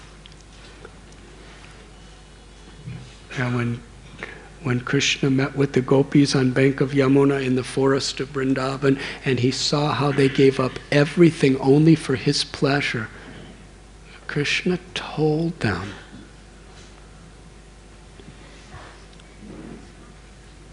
that your love is so great, I cannot repay it. And Kaviraj Goswami explains it in this way. Krishna made a promise that according to your surrender, I will reciprocate accordingly. But the gopis' love was so great that Krishna had to admit the breaking of his promise. He said, your love for me is so great, I cannot reciprocate accordingly. I have no power to do so. I give you my heart. I give you myself. I'm forever your debtor. Forever in debt. And of the gopis, the perfection of that love culminates in the source of all love, Srimati Radharani, the Hladini Shakti. Krishna is the Vishaya Vigraha, the ultimate object of all love. And Krishna, Sri Radharani is Ashray Vigraha, the ultimate abode of all love.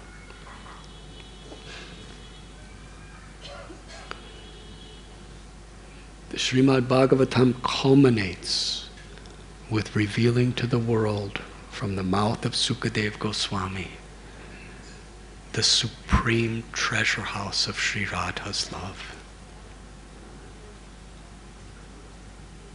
That is Srimad Bhagavatam. At Tota Gopinath temple, it was Gadadhar Pandit speaking Srimad Bhagavatam to Sri Chaitanya Mahaprabhu. Vrindavan Das Thakur tells every story of the Srimad Bhagavatam, every word of Srimad Bhagavatam is springing from Sri Radha's love. When Lord Chaitanya met Devananda Pandit, the great speaker of Bhagavatam, he told him, whenever you talk Bhagavatam, every word is only intended to awaken pure devotional service.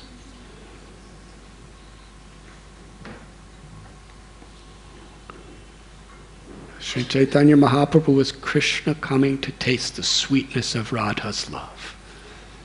Gadadhar Pandit is Srimati Radharani herself as the subordinate devotee of Lord Chaitanya.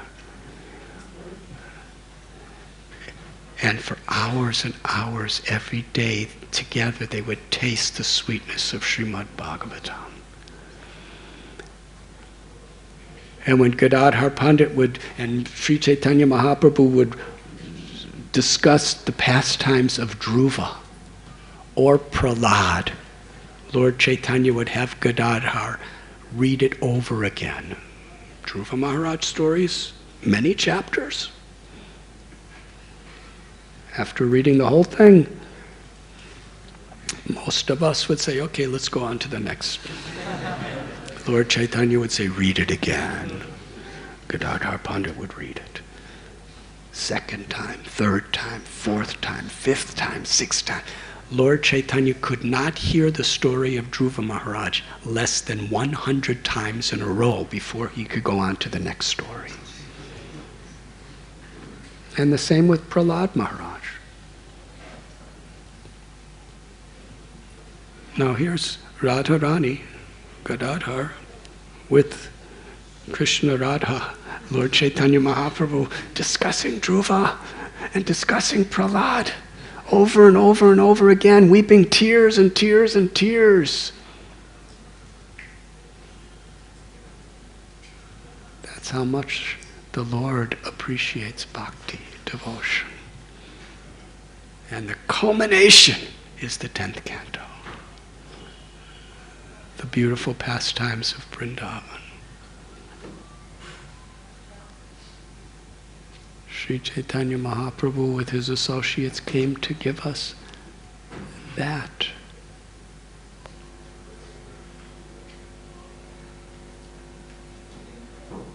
The love of the residents of Vrindavan.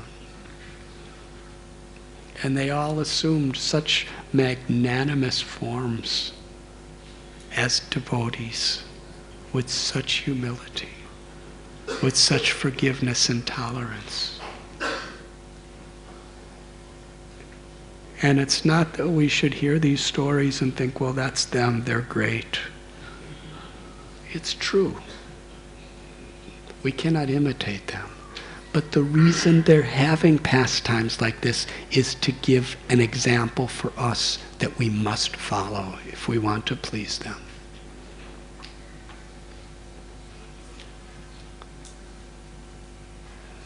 Today's verse, the Panchatattva.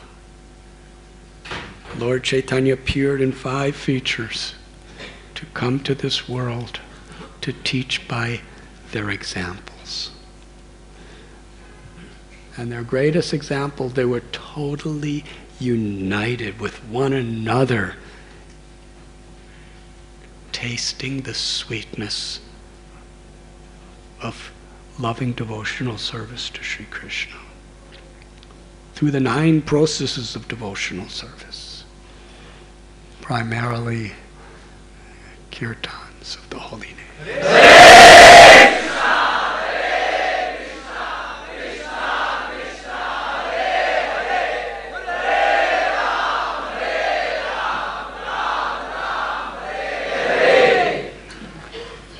And tasting the sweetness of the holy names together, sharing it with one another, and distributing it to the people in general. This was Lord Chaitanya's mission, to taste the sweetness of pure bhakti and to distribute it through the chanting of the holy names. That is the Leela of the Panchatattva. Srila Prabhupada, he fully realized this truth. And from Sri Vrindavan Dham, where he made his home, he traveled to Navadvip.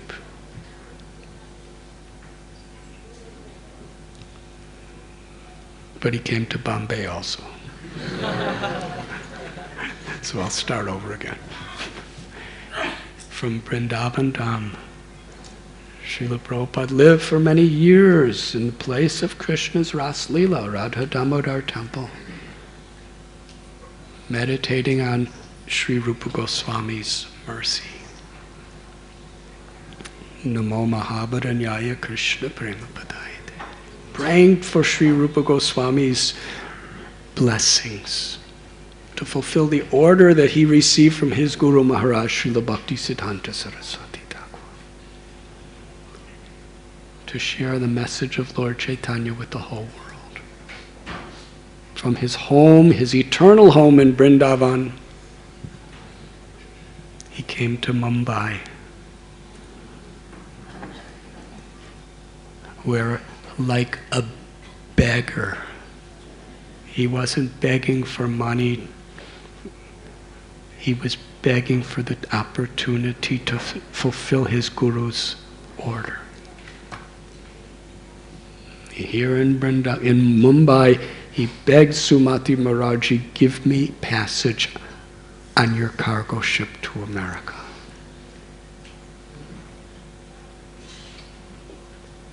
Then he went to Navadvip, where he prayed for the blessings of Sri Chaitanya Mahaprabhu. And he prayed for the mercy of Srila Bhaktisiddhanta Saraswati Prabhupada at his samadhi. And he prayed for the blessings of Sri Advaitacharya at Shantipur. And then from Calcutta,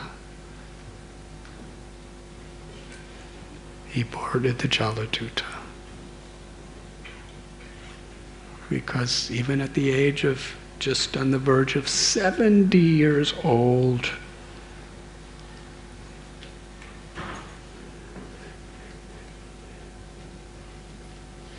he wanted to assist the Panchatattva in distributing the storehouse, the contents of the storehouse of love of God, everywhere without discrimination. Such faith. That was 1965. And this is a very special Gaur Poornima, because this is the year of Gaur Poornima, which is the 50th anniversary year of when Srila Prabhupada came from Vrindavan to Mumbai.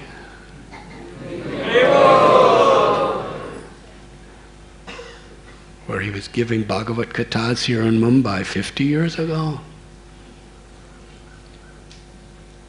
It was here that he sat on the steps of Sumati Maharaji's office. She said, I will not give you a ticket, Swamiji, because America is very cold. The people, the weather, everything. You are too old, you will die. If I send you there, you will die. I cannot send you there.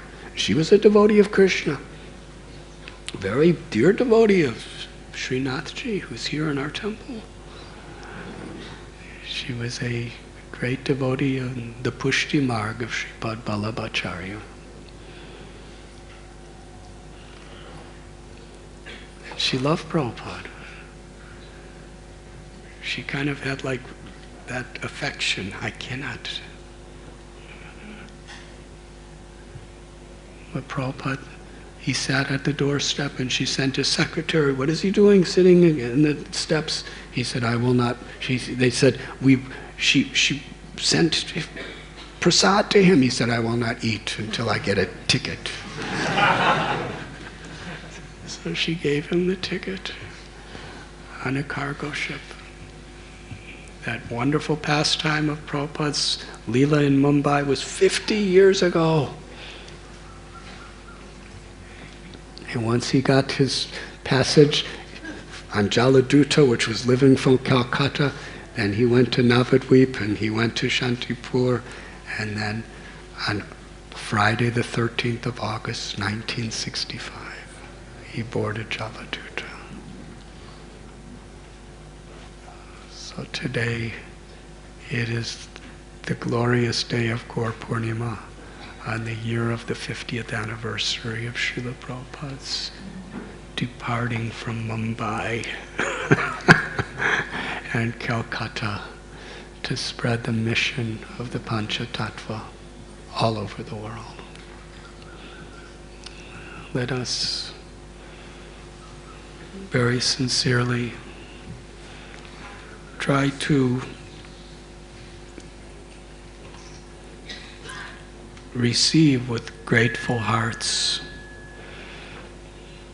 the great sacrifice of Srila Prabhupada, what he has given us. He's given us the mercy of Sri Chaitanya Mahaprabhu. Sri Chaitanya Mahaprabhu's mercy is the example that he and his devotees established to teach us how each and every one of us can awaken that highest treasure of prema bhakti, love for Krishna, and how dear we will be to them if we share it with each other and share it with the world.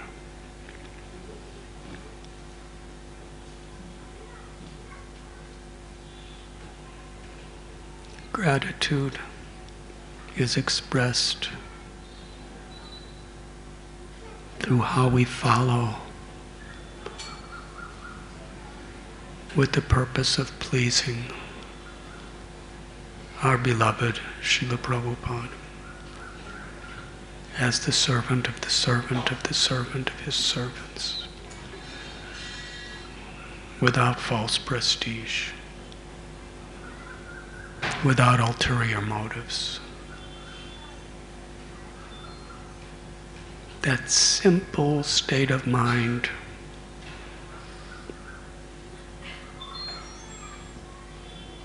will attract Krishna's limitless ocean of mercy.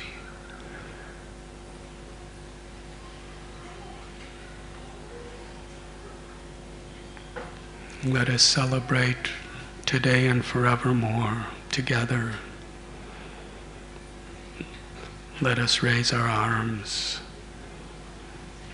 and very gratefully, loudly share our hearts while chanting the Maha Mantra.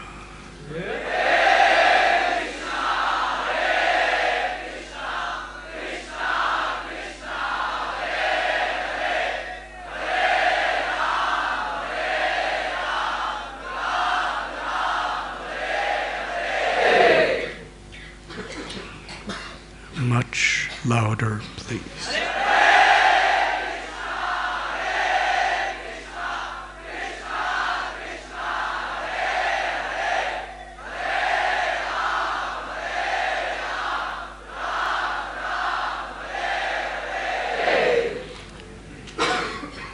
Much, much, much louder, please.